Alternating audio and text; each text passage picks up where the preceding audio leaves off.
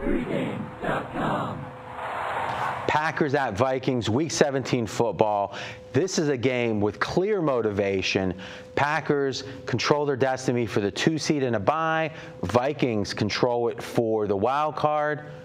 This is your free pick, Brian. Who do you like and why? I'm going to take the Packers. I think it's a cheap number here. We're still laying 3. It's slightly going to 3.5 also. The look ahead in this game was 4.5. And one of the reasons I like it is I do this every year come week 17. The team that has the more pressure is the team that is fighting for the playoffs, not the team who's looking to better their seed in the playoffs. So Green Bay has been there many times. Green Bay knows they can win on the road if they have to go on the road. The game is important to them, but it's much more important to Minnesota. And when teams have to win, those are teams I don't want any part of. All right, so let's stop and reiterate that point, because it's the second one in these batches of videos that's fresh for me. So what you're saying is when a team, the game's meaningful, so it passes the bar of meaning something. That means they're going to try. So you've got that bar already covered. They're going to try.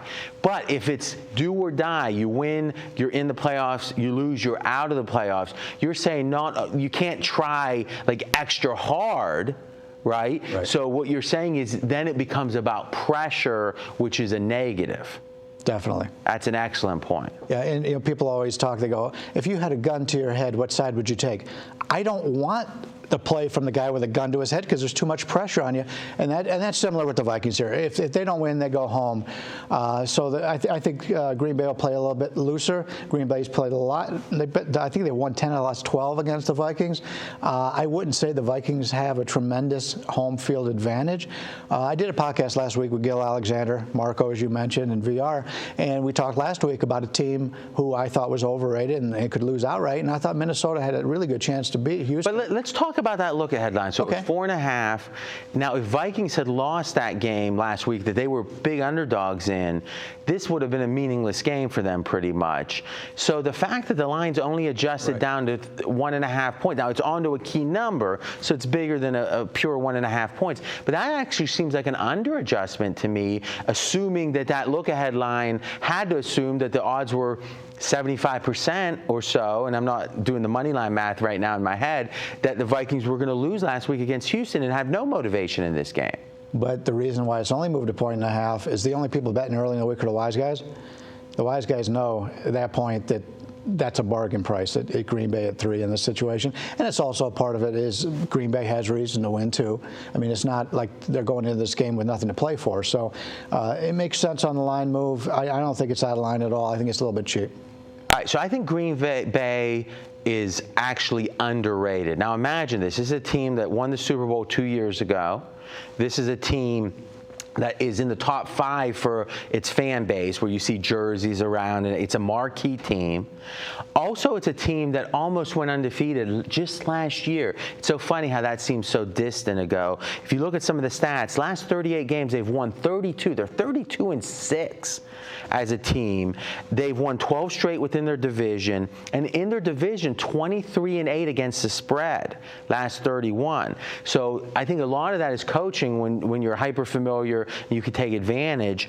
Vikings don't do well against good teams. If you look at winning record opponents, they've only covered 6 of 22. So they seem to get the job done when it's a lesser team and they win the games they're supposed to, not so much when they're playing a winning team.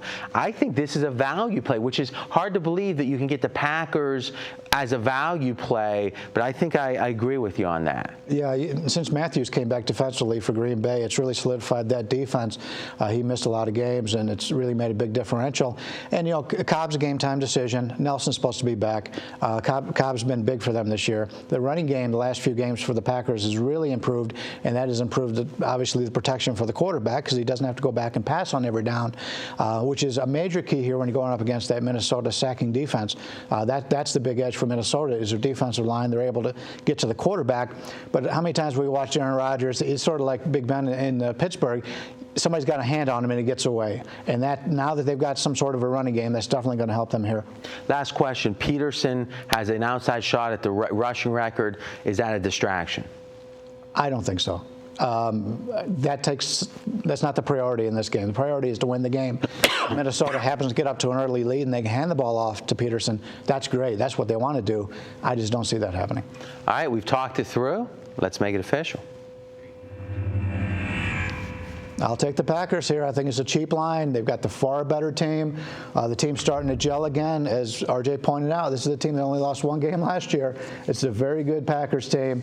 Not sold on Minnesota. Minnesota's having a great season. I believe they only won a few games last year. Tremendous season from Minnesota this year. But are they really a playoff team? I don't believe so, and this is where they get eliminated this week. I agree on this one. We're in agreement. All right, guys, each week there's only one best bet from each participant. This next game is Bryan Leonard's best bet, Texans Colts. Talk to you in a minute.